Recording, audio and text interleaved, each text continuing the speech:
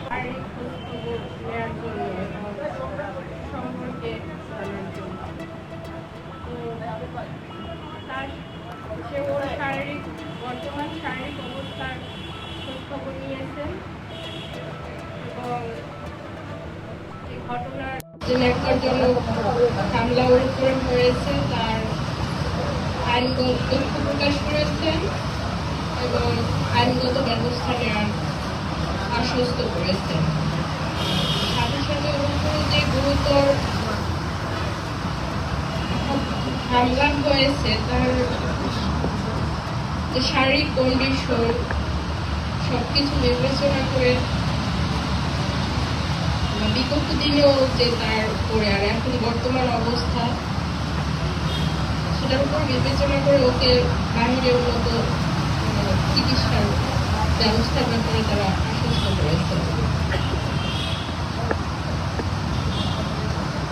এটুকুই বলার জন্য।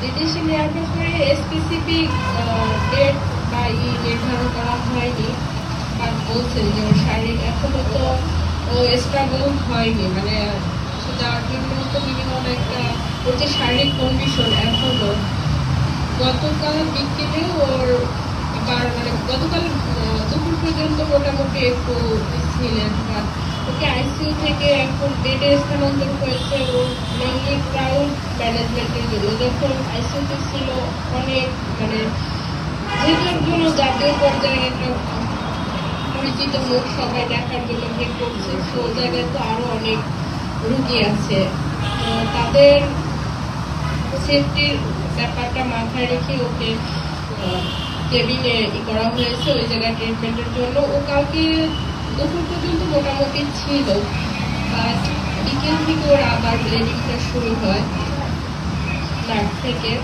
আর রাত 12টার পরে আবার বমি বমি মানে যেহেতু আপনারা তো জানেন যে যেহেতু ব্রেইনে হ্যামারেজ, তো ওই জায়গা থেকে আর আজকে দুপুরেও মানে সকাল থেকেই ওরা একটু অস্বাভাবিক, মানে ও হয়তো আগে তাকাতো বা পরিচিত যা কাউকে দেখলেও কথা বলতে চাইতো, বাট কথা বলতে কিন্তু হঠাৎ করে স্টপ হয়ে যাচ্ছে, কথা বলতে এভাবে পারতেছে না। তো এই জিনিসগুলো বিবেচনা করে শারীরিক অবস্থা দেখে তারা উদ্যোগ নেবে। এখন কি শারীরিক অবস্থা স্টেবল না? এখন ওর শারীরিক অবস্থা স্টেবল।